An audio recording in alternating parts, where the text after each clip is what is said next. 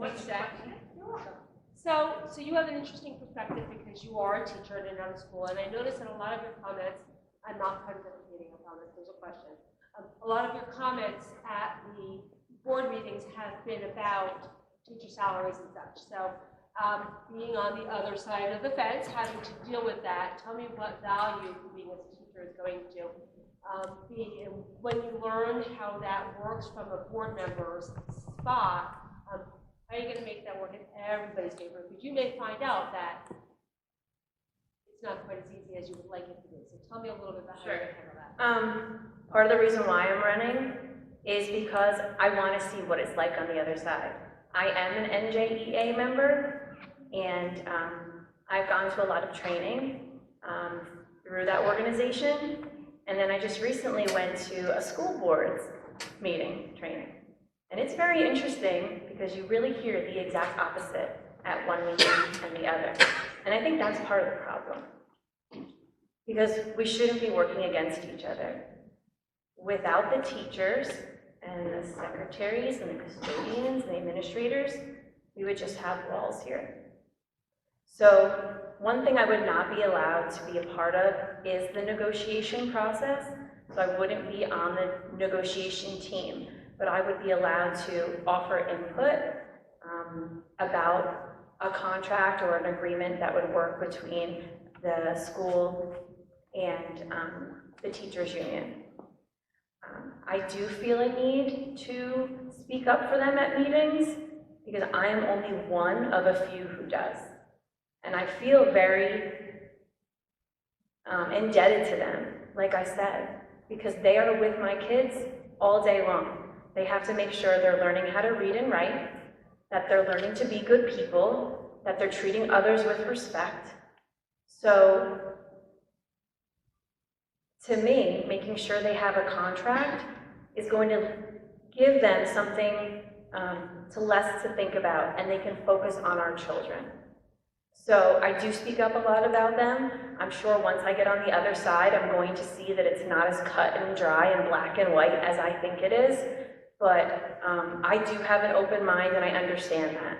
So I would also like to hope, and what I would like to see is that maybe it's not so much lawyer to lawyer, and I think that Mr. D would be a good candidate to be a negotiator between the school board and the HEA, because when we get lawyers involved, they don't always tend to understand what we need here, and if we can get this all wrapped up, we can move forward and focus on all those great things that we'd like to see happen here in Hopatcong. Another question for Ms. Schubert? Hi. As a former educator and administrator in a school not too far from here, when I first started teaching in 2001, we had a handful of students from Hopatcong, a handful. A third of our population was from Hopatcong. What can you do to entice some of those families back to Hopatcong? So I actually was at a gathering this weekend with friends who send their kids out of district, and it's an uncomfortable situation because I'm a loyalist, as you can hear. And I'm a firm believer if you don't like something, you go and fix it, you help out, you get your hands dirty. So when I was speaking to a lot of the parents who send their kids out of district and asked why, I was really surprised by their answer, and most people said it was because their friends were doing it. They didn't set foot into the building here, they didn't meet with the teachers. When I first was enrolling my son, there were rumblings, okay, it wasn't good. So instead of doing what those people did, and say, I'm just going to fill out the form and go somewhere else. I met with Mrs. Hens, actually, I don't know if you remember. She gave me a tour of the school, sat me in on the class, and I loved what I saw. So the first thing I would say to the person is, go and meet with the teachers, go and meet with the staff. You're going to see that they're not only great educators, they love our kids. One of my favorite things about living here and sending my kids here is I see them at the 3-in-1 deli, and I see them at the football games and the nighttime events. I'm telling you right now, I like where I teach, But I don't see that many teachers attending things outside of the school day there. The dedication here, I think, is unmatched. So I would say to those people, if you left, come back. Take a tour. Talk to parents like me who've had a good experience, and maybe I can help you navigate the way. Because anytime I had an issue, I've said, my kids love coming to school here. Have there been problems? Yes. But I use chain of command. Contact the proper teacher, administrator, even aide has helped me through a situation I didn't want to go too high up the chain. And I've gotten a resolution. That's what I would suggest. 26 seconds. I have another question. Yeah. What would you vote differently that's been passed? What you've observed over the board the last couple of meetings, what would you have not voted for that maybe has passed? Over the past couple of meetings, I don't think anything since Mr. D has been Within here. the last year. I'm not a finance person. I'm in charge of the budget at home. My husband gives me the paycheck and I pay the bills. Don't be mad at me, Joe. But I understand that in order to keep things up to date, I invest in my home. And just because a lot of people on the board don't think that taxes should go up, if we need money to make the school better, it's okay to invest that money.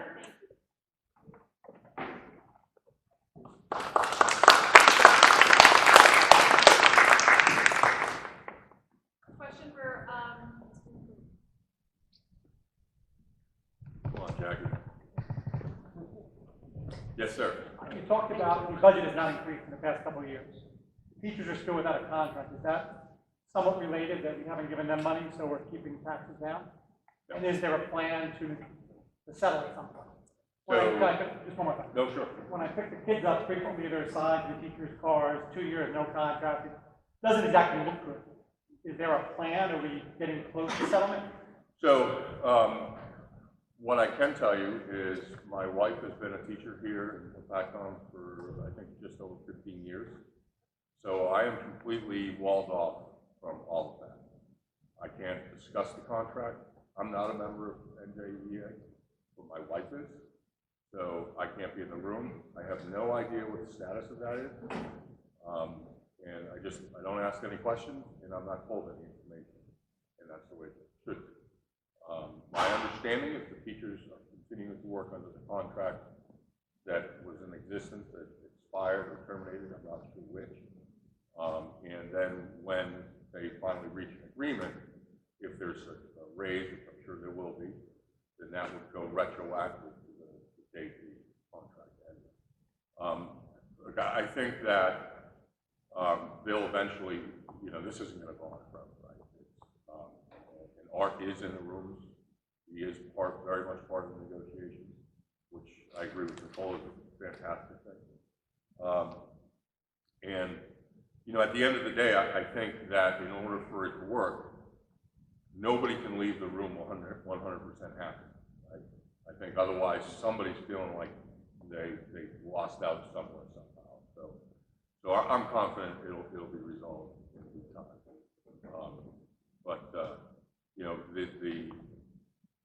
The issue of wages has been not an issue with taxes or has had no impact on balancing the budget. We didn't do that with the faculty. another question? Yes, sir. For the better part of 12 years now, I've heard turn the district around, turn the system around. We do the same thing over and over again, expecting different results. It is the classic definition of insanity. But what's going to be different? Couldn't agree more. And that's why we have to invest, right? If you take a look at what they call the makerspace here, you take a look at the makerspace at middle school, it's a completely different way of learning, right? And I think that the results will prove out on that. Now we're going to do it at the high school because they're going for the middle school. And if you go into the high school science room labs, I did, and looks exactly like the one I had. And I went to high school a long time ago. It's utterly ridiculous. I lost my train of thought for a moment, but What are you going to do? the question before was, how do you bring these kids back? And the answer is, just like anything else, you have to compete. You have to compete. You have to compete with Roxbury. You have to compete with Jefferson. You have to compete with Leonard. If they're doing something that's enticing Hopatcong children to leave, to go there, we need to understand what it is and what are we going to do to fix it. And it's not that hard. I don't believe it's that hard. If you just look at Leonard, they have a lot of different programs. And I'll use sports for an example. They got field hockey. We don't. They got lacrosse. We don't. They got a JV soccer team. We don't. They just put in a brand new turf field. We don't. Right? They have lots of other courses that we don't have. Right? That's a problem. So we have to be strategic about what is it that's, first of all, our kids should have the best, right? If they want to play field hockey, they should be able to play field hockey here, right? They want to play lacrosse, they ought to be able to play lacrosse here. And it's do it. Find the money, get it done. I sat in, I'm going to take full credit for this because it's deserved. I was the one who sat in the finance committee with Art Benedetto 3, 4, 5, 6 months ago and said, Art, these state cuts are a huge problem. And they're going to be monumentally difficult to deal with. I said, we have to find some stuff to sell. We sold that cell tower. $2 million. We can do a lot with $2 million. But I can tell you what's happened in the district over 12 years, turn it around, turn it around, turn it around. The answer has always been, we can raise taxes 2%, let's do that. I don't know where it went. I don't know where it went. What do we have? You know, we don't have the things that everybody else has. Why not? What happened?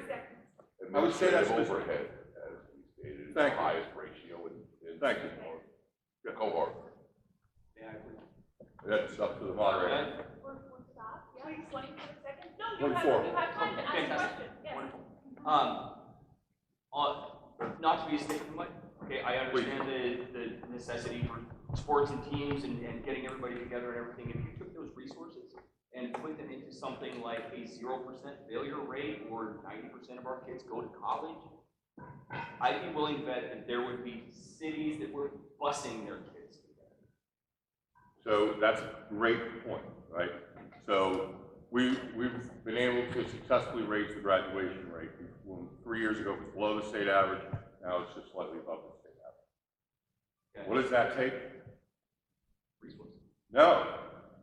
It's literally a couple of kids a year, right?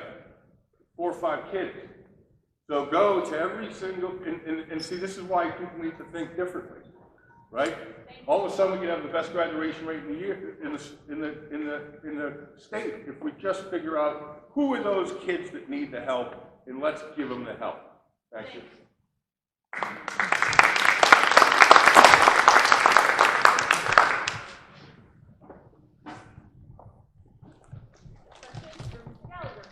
Hello.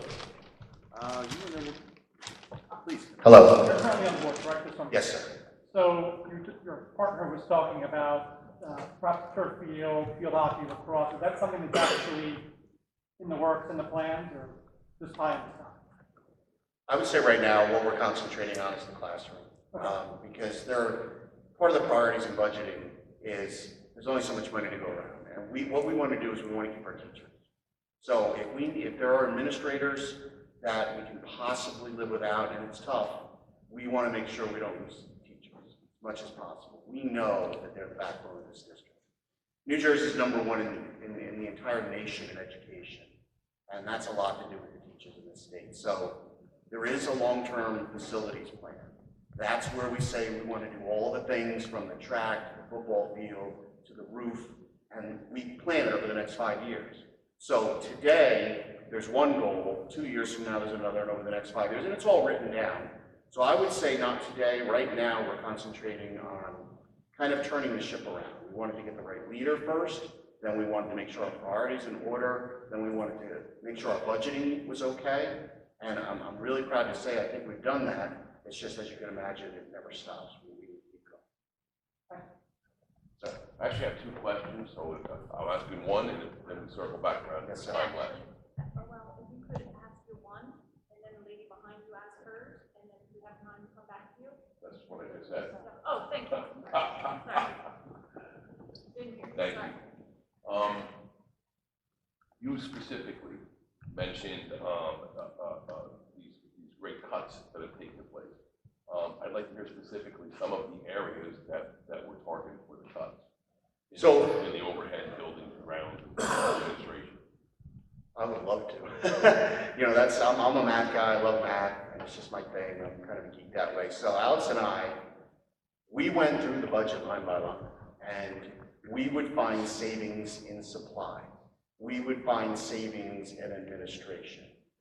That's a broad term, specific administration. I'm So- looking at the salaries of all of these administrators that we have throughout the district. Why? As small as we are, why?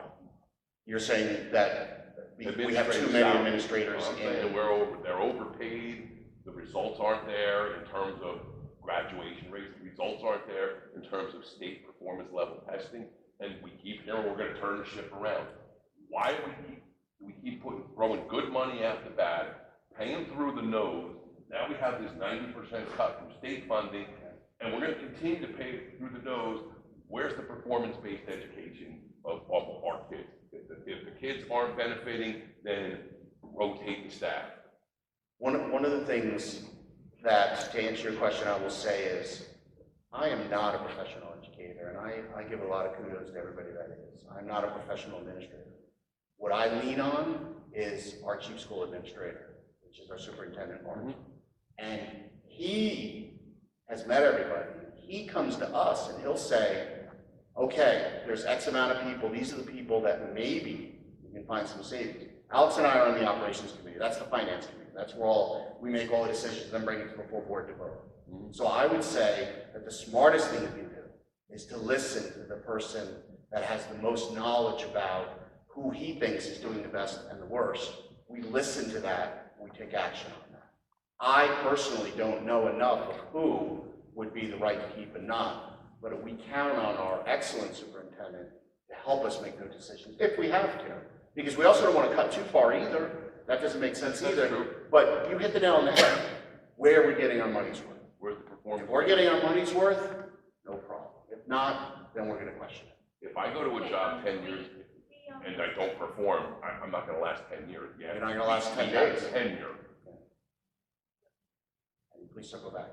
Ma'am? I'm going to circle around to a different area. Yes. I keep hearing that students are leaving in droves. What plan do you have to get them to return? 266 kids every morning wake up and go to another district besides Hopatcong.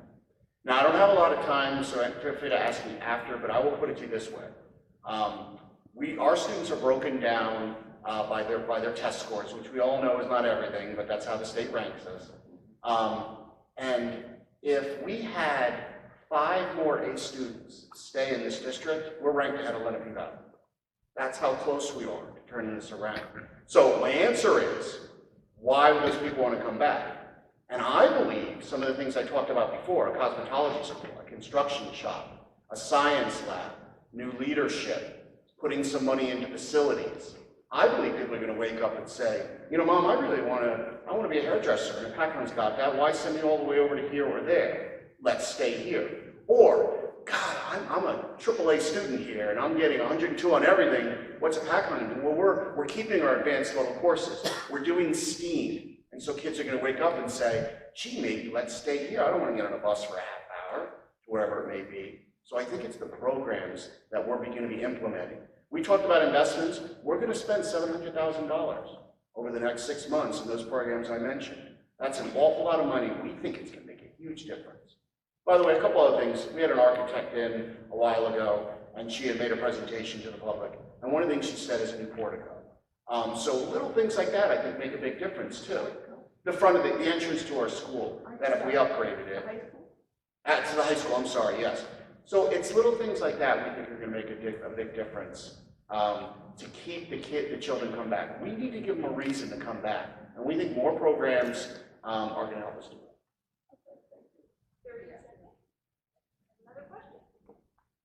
you want to answer your second question? No, I actually did, and when I started to get on my soapbox.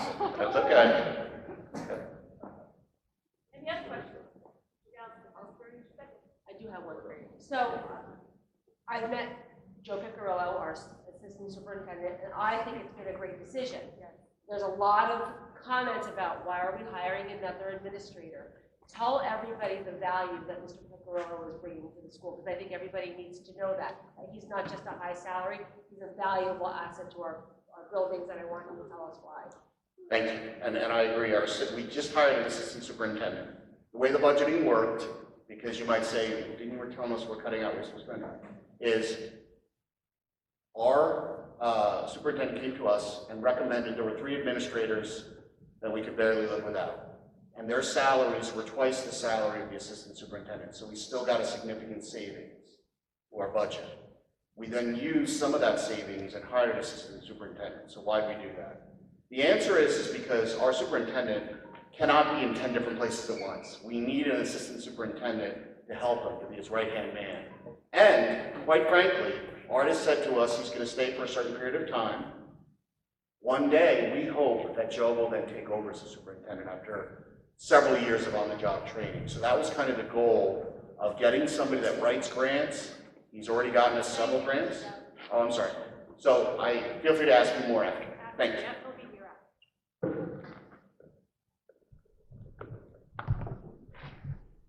You weren't kidding about this in mind. I love it. Always very good. I hope you're all sympathetic that my knees hurt when I get up. Okay, question. Yes, ma'am. So we've met several occasions, and thank you for attending as many events as you do, because I see you at everything, and you've spent hours at band practices just to enjoy our band. Tell me about you've mentioned that you have a lot of education experience, you've written grants. Tell me about that part of your prior career that's going to benefit our schools. Probably the best answer to your question is a few years back when the state of New Jersey recruited me to take over the East Orange Board of Education, which had a $44 million budget and an $8.4 million deficit. Now it's going to be difficult for anybody in this room to understand just what a situation like that was, but what it allowed me to do was to build everything from scratch. So I put in an investment program for the investment of surplus funds that generated $1,250,000 in 1 year. It's not going to do it now because interest rates were different back then. I put in a new accounting system. I put in a new payroll system. I put in a new purchasing system. So I know that part of it from the ground up and from the inside out. But I was also a classroom teacher in the South Bronx for 8.5 years, and I know how important it is to retain quality teachers, to invest in quality teachers.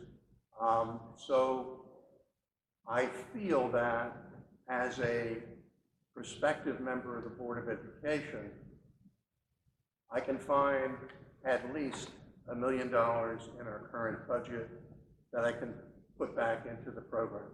That's only becoming more efficient at what we do. A case in point. Does anybody here know how we pay our bills? We pay our bills by writing paper checks. We take those paper checks, put them in window envelopes, and we put first-class postage on the outside of the window envelope. Corporations haven't been doing that for 30 years, and if we paid those bills electronically, that alone would save $75,000. So those are the one other really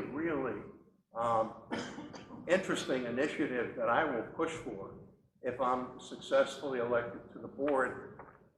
I want to put all of our purchases through a credit card. Now, before you get upset with me, the credit card will be a tightly controlled credit card, and it will give us 2% back on every cash purchase that we make. Just by doing that, we save $400,000 a year that we can put back into the program. One other thing that really isn't necessarily germane to your question, but I've read an awful lot about transportation problems in town. One bus was supposedly speeding on Maxim Drive and over the yellow line. Now, I can tell you that if my grandson happened to have been a passenger on that bus, I would be speaking to you today with handcuffs on and chains, because that's not something that you have a right to expect. So what I would also do would be to commission a study through the Rutgers Graduate School of Business Administration to find out what it would cost us to bring transportation back inside, because my feeling is that if you were a bus driver in Hopatcong, you would be extra especially cautious and careful, because this is where you live, and you would treat those kids as if they were yours. We have 31 seconds left. Another question? 31. Yeah, I just wanted to know, do you know specifically, we talked about multiple times, this 90% state reduction in aid. What does that translate to in real dollars? What's the dollar reduction they're taking from us? You know, I don't know. But one of the things that I would push for is, number one, get those numbers from Trenton. And then number two, develop a 5 or 7 year plan to go out over 5 or 7 years to see what those reductions we're going to do, and to find out at the same time if there was any private grant money out there that was available to plug those holes. And I also would fight vigorously to oppose cuts in state aid, because I believe they're unequal. Because if you take $1 in state aid away from the Hopatcong public schools, it's not the same as taking $1 in state aid away from the Princeton public schools. It has a thank you.